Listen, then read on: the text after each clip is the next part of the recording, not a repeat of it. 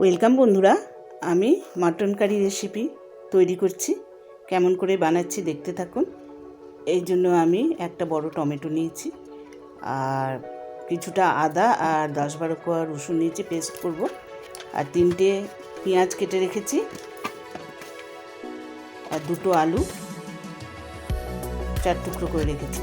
এবার 550 গ্রাম আমি মটন নিয়েছি, তার মধ্যে লবণ দিলাম, কাশ্মীরি লঙ্কা গুঁড়ো দিলাম, হলুদ দিলাম, গোলমরিচের গুঁড়ো দিলাম, আর আধা চামচ মতো ধনে গুঁড়ো দিলাম, আর 4-5 কোয়া এর মধ্যে টক দই দিয়েছি, আর যে কাঁচা লঙ্কা আদা রসুন পেস্ট করে রেখেছিলাম সেটা মাংসের মধ্যে দিয়ে দিয়েছি, আর কিছুটা সর্ষের তেল দিয়ে দিয়েছি।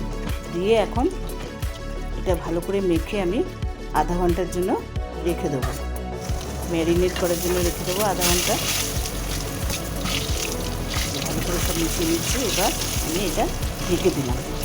এবার আমি তেল দিয়েছি, তেলের মধ্যে গোটা জিরে, 2টো তেজপাতা, এলাচ, লং, দারচিনি দিয়ে আলুগুলো ভেজে তুলছি, লাল করে ভেজে তুলব। আলুগুলো ভাজা হচ্ছে।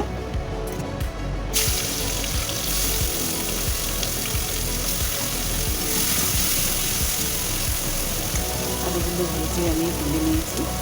এবার তেলের মধ্যে আমি পেঁয়াজ যে কেটে রেখেছিলাম, 3টে পেঁয়াজ কেটে রেখেছিলাম, সেই পেঁয়াজগুলো দিয়ে দিয়েছি।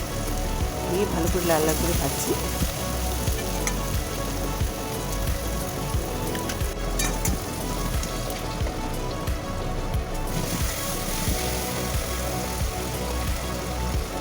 লাল লাল করে ভেজে তারপরে মটনগুলো কিন্তু আদা রসুন পেস্ট আর সামান্য দিয়ে দিলাম। আদা রসুন কাঁচা লঙ্কাটা পেস্ট করে রেখেছিলাম, কিছুটা মাথায় দিয়েছি, আবার কিছুটা এখানে দিয়ে দিচ্ছি। অল্প অল্প করে সব জায়গায় আমি দিচ্ছি, দিয়ে ভালো করে মিশিয়ে দিচ্ছি। এবার মটনটা দিয়ে দিলাম, দিয়ে মটন দিয়ে আমি ভালো করে এটা এবার কষাবো, কষিয়ে রান্না করবো। আপনারা স্কিপ না করে দেখতে থাকুন। আমাকে অবশ্যই সাবস্ক্রাইব করবেন। সাবস্ক্রাইব করলে আর নতুন নতুন রেসিপি দেখতে পারবেন। শেয়ার, কমেন্ট, লাইক করবেন, কমেন্টে লিখবেন কেমন লাগলো রেসিপিটা। এবার এখানে আন্দাজ মতো নুন দিয়ে দিলাম, আবার কিছুটা কাশ্মীরি লঙ্কা গুঁড়ো দিলাম, আর হলুদ দিয়ে দিলাম।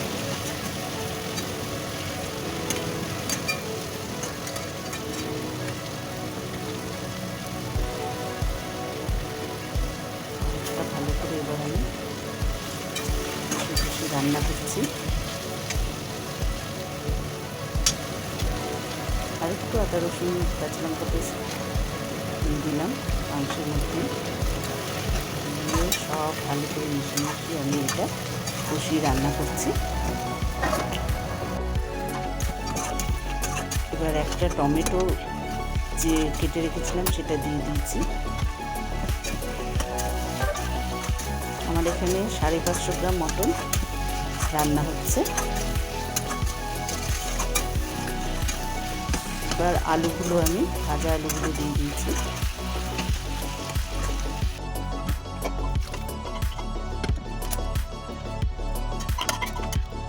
দেখুন কত সুন্দর রং হয়েছে। এবার আমি এটা প্রেসার কুকারে দিয়ে দিয়েছি, আর মশলার বাটিতে গরম জল করে নিয়েছিলাম সেটা আমি কুকারের মধ্যে মাংসের সমান সমান করে দিয়ে এবার কুকারটা ঢেকে আমি 6টা সিটি দিয়ে নামিয়ে দেবো। এবার নামিয়ে দিয়েছি, আমার মাংস হয়ে গেছে। এবার এখানে আমি গরম মশলা